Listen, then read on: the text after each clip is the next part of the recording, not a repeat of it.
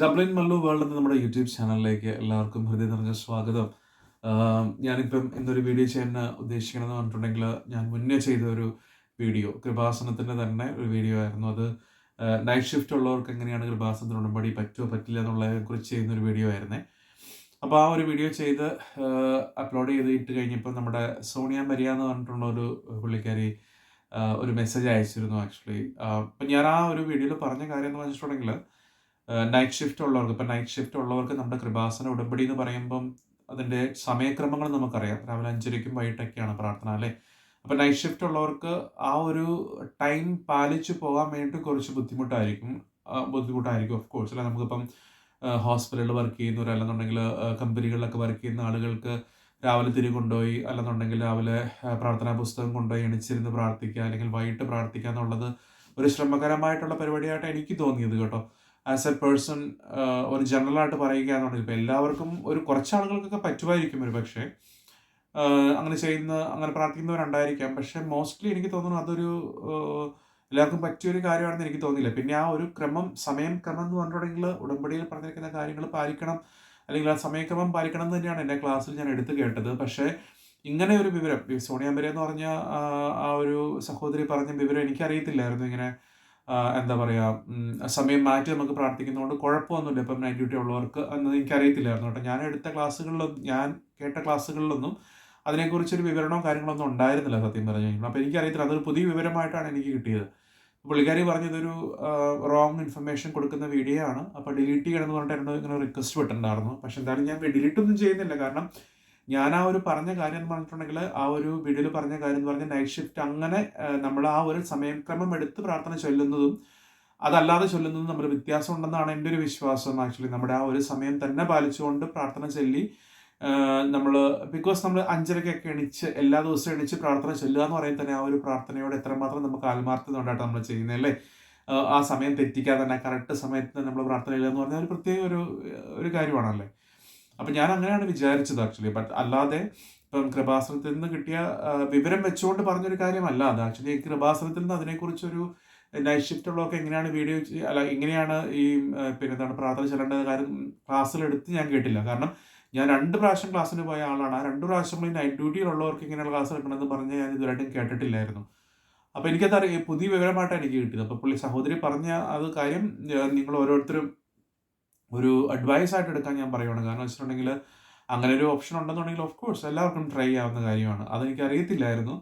അപ്പോൾ സമയം ഇങ്ങനെ മാറ്റി ചെല്ലാം എന്ന് ഞാനോടത്ത് സമയത്തിന് തന്നെ ഇപ്പം 5:30 എന്ന് പറയുന്ന സമയത്ത് 5:30ക്ക് തന്നെ എണിച്ച് പ്രാർത്ഥിക്കുക എന്ന് പറഞ്ഞാൽ വലിയൊരു കുറേ കാര്യങ്ങളൊക്കെ സഹിച്ചെങ്കിൽ മാത്രമാണ് നമുക്ക് അങ്ങനെ ചെയ്യാൻ പറ്റത്തുള്ളൂ. അല്ലെങ്കിൽ വൈകിട്ട് അല്ലേ, ബിക്കോസ് നമ്മൾ 5:30ക്ക് കറക്റ്റായിട്ട് എണിക്കുക എന്ന് പറഞ്ഞാൽ എല്ലാ ദിവസവും നമ്മൾ താമസിച്ചുറങ്ങുന്നവരാവാം, നേരത്തെ എണിക്കുന്ന അങ്ങനെ പല രീതിയിലുണ്ടാവാം അല്ലേ. അപ്പം അങ്ങനെയൊക്കെ കാര്യങ്ങൾ നോക്കി നമ്മൾ കറക്റ്റ് സമയത്ത് എണിച്ച് പ്രാർത്ഥിക്കുമ്പോൾ തന്നെ ആ ഒരു പ്രാർത്ഥനയ്ക്ക് ഒരു പ്രത്യേകതയുണ്ട്. അപ്പം ഞാൻ അതാണ് ഉദ്ദേശിച്ചത്.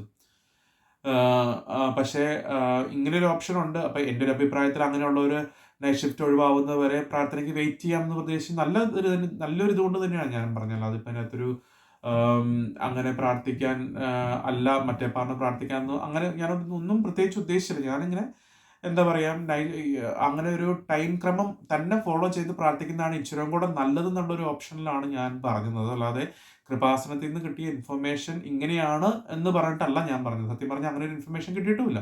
അപ്പോൾ എൻ്റെ ആ പ്രാർത്ഥനയുടെ ഒരു രീതി എന്ന് പറഞ്ഞിട്ടുണ്ടെങ്കിൽ 5:30ക്ക് എണിച്ച് പ്രാർത്ഥിക്കുക അല്ലെങ്കിൽ വൈകിട്ട് പ്രാർത്ഥിക്കുന്ന സമയത്ത് പ്രാർത്ഥിക്കുന്നവരുണ്ടല്ലേ. അപ്പോൾ അത് തന്നെ ഫോളോ ചെയ്താണ് ഞാൻ ആ കാര്യം പറഞ്ഞത്.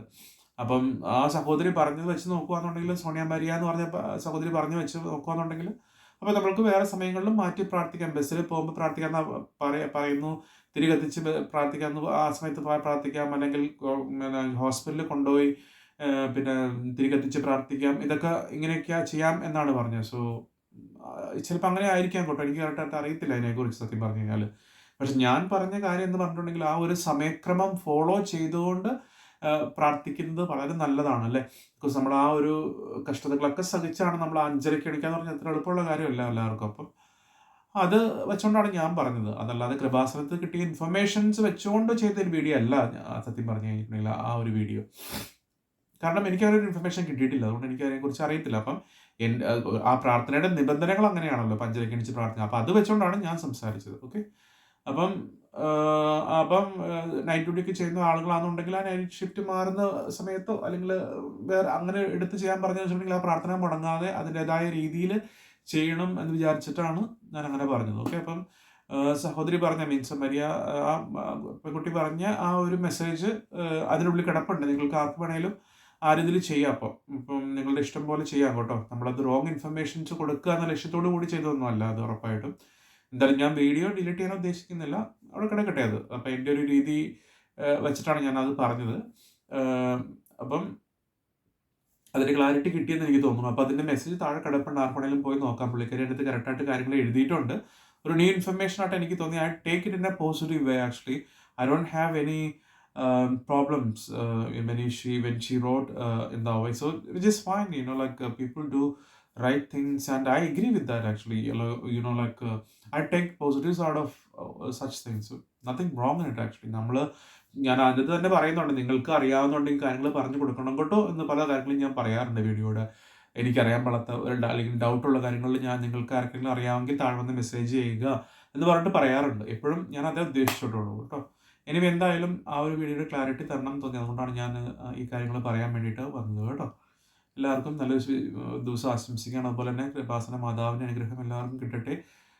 മാതാവിൻ്റെ ആ വലിയൊരു അനുഗ്രഹം മറ്റുള്ളവർക്ക് സ്പ്രെഡ് ചെയ്യാനും, അതുപോലെ തന്നെ അതുവഴി നമ്മൾക്ക് അനുഗ്രഹം കിട്ടാനും, മറ്റുള്ളവർക്ക് അനുഗ്രഹം വേണ്ടി നമുക്ക് പ്രാർത്ഥിക്കാം കേട്ടോ. ശരി.